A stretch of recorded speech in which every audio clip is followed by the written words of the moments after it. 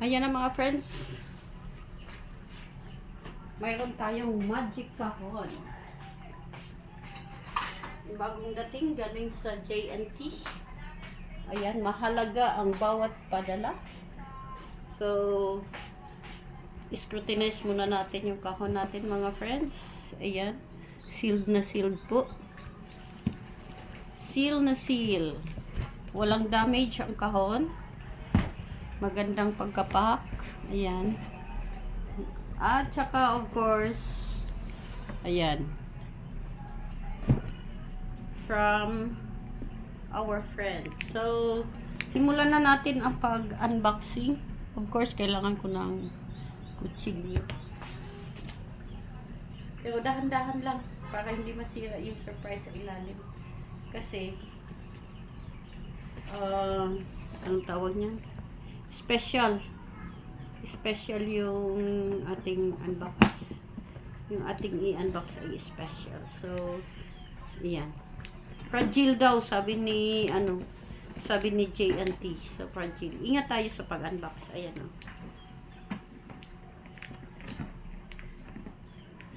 Hindi natin patayuin yung kutsilyo. Kasi nga, fragile. Hindi natin alam kung anong kalalim yung kagat. At baka masama yung nasa ilalim. So, ayun. Okay, laki-laki ng aking kahon. Yan. Ako'y kararating lang galing school. So, of course, ayan. Mayroon tayong mga bubble wrap. Kung nakita nyo ba yung mga bubble wrap na yan? Ayan. For the protection of our laman. So, ayan po. Kunin natin yung camera. Ayan po. Para makita nyo po. Ayan. At saka yung ayan po. So, lalabas na po natin yan. Yung kanyang bag. Ayan. Yan po.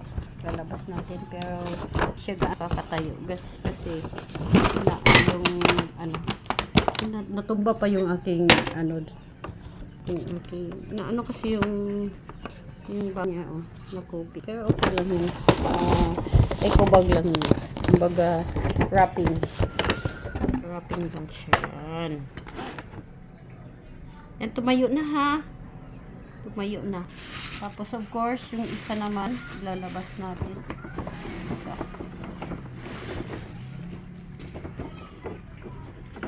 dyan ko na makafocus.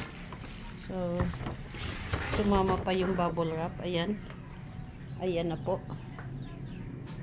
So, paupuin ko muna yan dyan. Paupuin muna natin yung ating at ito ililigpit natin. Ililigpit muna natin itong mga bubble wrap na ito. Grabe naman. Especially wrap.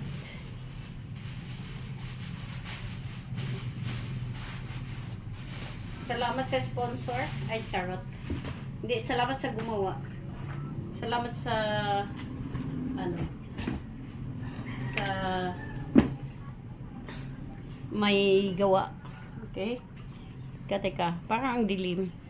Bakit madilim? Hindi niya maaninag. Paliwanagin natin yung camera. Ayan.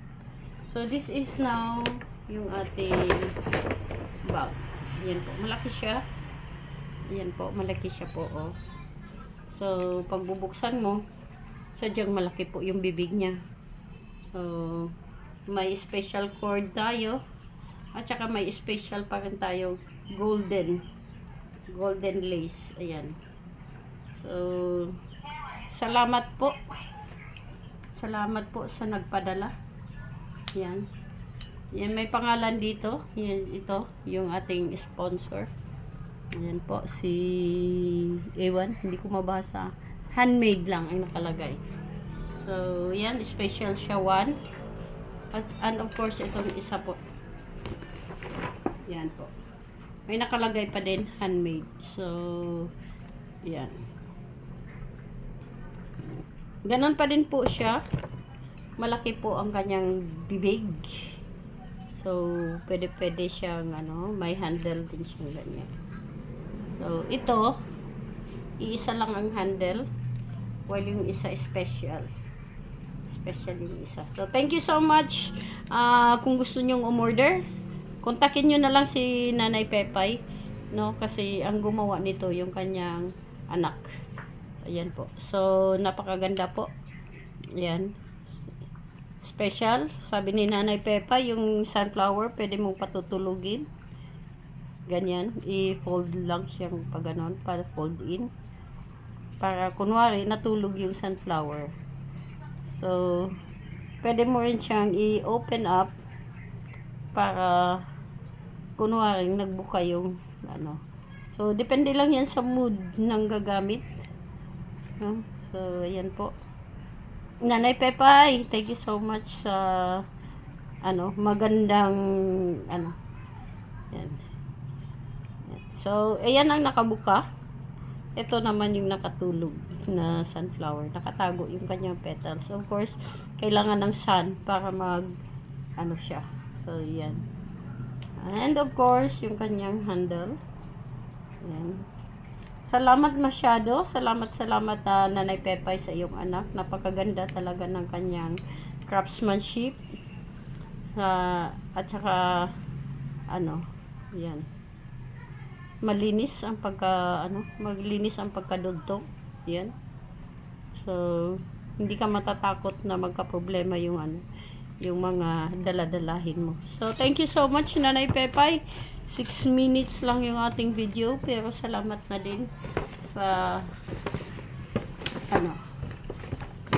abala na ito. Napakaganda po. Yan.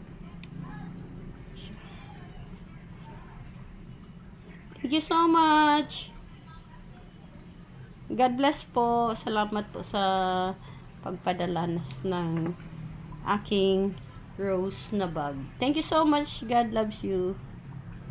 More blessings po.